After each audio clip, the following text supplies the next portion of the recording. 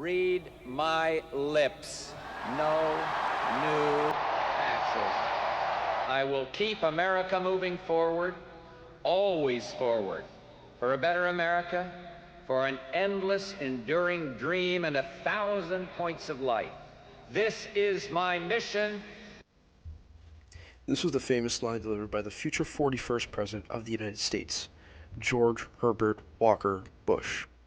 It was delivered as he accepted the Republican Party's nomination as their candidate in the upcoming 1988 U.S. presidential elections. But little did he know, his words would come back to bite him. It would also keep him from being seen as one of the greatest presidents of all time from nearly all historians from all political aisles. But who was this man? And why do some say that he was in fact an underrated president? In this video, I'll be covering the presidency of the 41st President, George H.W. Bush. So the way I'll be structuring this video is into 4 different parts. Part number 1 will be his rise to power in politics. Part number 2 will be his domestic policy as president. Part number 3 will be his foreign policy as president. And then part number 4 will be his legacy as president of the United States. If you do enjoy this type of content, please make sure to like and subscribe to the channel. I do post videos pretty often, and we're on the journey to 100 subscribers. But without further ado, let's get into the video. Part 1 will be focusing on its rise to power and to the eventual position as President of the United States. George H.W. Bush's career in politics began in 1964 when he unsuccessfully ran for the U.S. Senate. But he would find success shortly after when in 1966 he was elected to the Texas 7th Congressional District as a Republican member of Congress. He would spend 5 years there until he was appointed as U.S. Ambassador to the United Nations in 1971 by then-President Richard Nixon. This position would spark the start of Bush's ventures into foreign policy. Only a few years later, in 1976, President Gerald Ford appointed Bush as the director of the Central Intelligence Agency, also known as the CIA. During his time as director, the CIA supported something called Operation Condor, which was a series of assassinations against left-wing sympathizers in the hopes of curbing the spread of communism in Latin America. Another way they would do this is by supporting right-wing dictatorships in Latin America, and George Herbert Walker Bush was very famous for having supported this. As someone who then had 10 years of experience in D.C. in the political game, Bush believed that it was time to seek the highest post in the nation, the presidency. His 1976 run for president proved to be unsuccessful, as Gerald R. Ford secured the nomination but later lost in the general election against Jimmy Carter, a Democrat. For 4 years, George H.W. Bush was out of a job. Another opportunity arose in 1980, and this time he would try to run for president again. Unfortunately, he would lose again, but to his future boss and president, Ronald Reagan. This wouldn't prove to be too bad for him, however, as Reagan chose Bush as his running mate in the upcoming 1980 general elections. Against Jimmy Carter this time, they actually won the election in a sweeping victory, thrusting both Reagan and Bush into the presidency and vice presidency, respectively. In 1988, Bush finally received his party's nomination for President of the United States, and he would tap Dan Quayle as his running mate. They would face former Massachusetts Governor Michael Dukakis on the Democratic side. While preliminary polling suggested a Bush victory, the result was much better. Bush blew out Dukakis by winning 426 electoral votes, compared to Dukakis' measly 111 votes. Raise your right hand and repeat after me. I, George Herbert Walker Bush, do solemnly swear I, George Herbert Walker Bush, do solemnly swear that I will faithfully execute the office of President of the United States that I will faithfully execute the office of President of the United States and will, to the best of my ability, and will, to the best of my ability, preserve, protect, and defend the Constitution of the United States. preserve, protect, and defend the Constitution of the United States. So help me God. So help me. Congratulations. Thank you.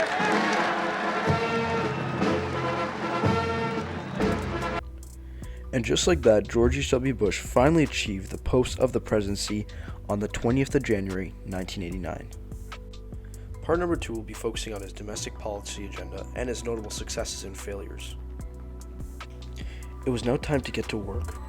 He was expected to follow his domestic platform, in which he promised no new taxes, higher job growth, lower inflation, less crime on the street, and a very strong and prospering nation. However, this would prove to be quite difficult. The war on drugs was still ongoing, and the economy wasn't doing as well as it should have been. But Bush knew how to get things done.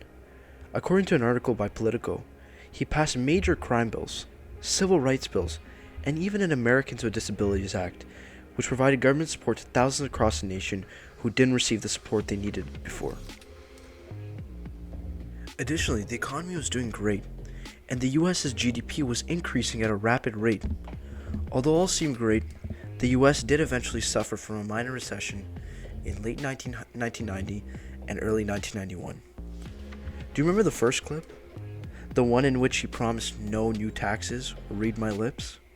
Unfortunately, this would come back to bite him, as he raised taxes across the board in the nation in 1990.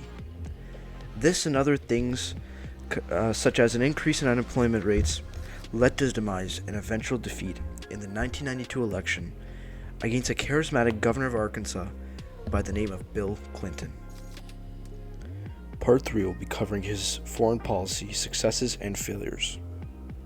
Just 2 hours ago, Allied air forces began an attack on military targets in Iraq and Kuwait.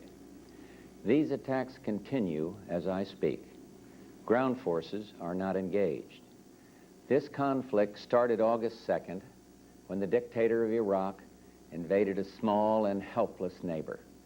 Kuwait, a member of the Arab League and a member of the United Nations, was crushed, its people brutalized. 5 months ago, Saddam Hussein started this cruel war against Kuwait. Tonight, the battle has been joined. This was the address delivered by President Bush on the 16th of January 1991 in regards to the commencement of the Persian Gulf War. It would be his biggest presidential success, as within a month of his speech, Allied forces successfully kicked out Saddam Hussein's army out of Kuwait. This moment changed U.S. politics forever, as Saddam Hussein was humiliated and was seeking vengeance. Only 12 years after this war, George H.W. Bush's son, George W. Bush, will launch a full-scale invasion of Iraq, on the premise that there were weapons of mass destruction being built there. Unfortunately for the United States, they did not find the weapons of mass destruction, and they also didn't find the same success that they did in 1991. But this wasn't all that happened under Bush. On the 9th of November 1989, the Berlin Wall separating East and West Germany was destroyed. Shortly later, on the 26th of December 1991, the USSR ceased to exist, leading to the creation of 15 independent nations in the region, including the brand new Russian Federation. Good evening, and Merry Christmas to all Americans across our great country. During these last few months, you and I have witnessed one of the greatest dramas of the 20th century, the historic and revolutionary transformation of a totalitarian dictatorship, the Soviet Union, and the liberation of its peoples. As we celebrate Christmas, this day of peace and hope, I thought we should take just a few minutes to reflect on what these events mean for us as Americans. This moment marked the end of the 46-year-long Cold War between the United States and the USSR. It also marked the beginning of the US-led global world order that is still in place today. Following this event, Bush would create an alliance with many of the former Soviet states in the hopes of finally achieving world peace. This worked quite well for him, as today George H.W. Bush's foreign policy approach is seen as one of the best amongst modern American presidents. Part 4 will be focusing on his 1992 U.S. presidential election loss to Bill Clinton, as well as his legacy as President of the United States. Gearing up for the 1992 elections, things were not looking good for Bush. Growing anger at the state of the economy and the entrance of a third-party candidate by the name of Ross Perot did not make things any better. Not to mention his main opponent, Bill Clinton, who was gaining support amongst many voter groups. Needless to say, things did not look too good for George H.W. Bush. But on election day, Bill Clinton did actually end up beating Bush by a pretty sizable margin, winning 370 electoral votes in the college and denying the incumbent a second term. After this loss, Bush decided to retire from public service after a 26-year career in Washington, D.C. In 2001, he published his best-selling autobiography, in which he gave a glimpse into his life of service. Unfortunately, on November 30th, 2018, George Herbert Walker Bush passed away at the age of 94, putting an end to a remarkable career. Today, his memory and legacy live on at the George H.W. Bush Presidential Library at the Texas A&M University campus. While he may have been a one-term president, there's no doubt that George H.W. Bush is one of the most underrated U.S. presidents in history.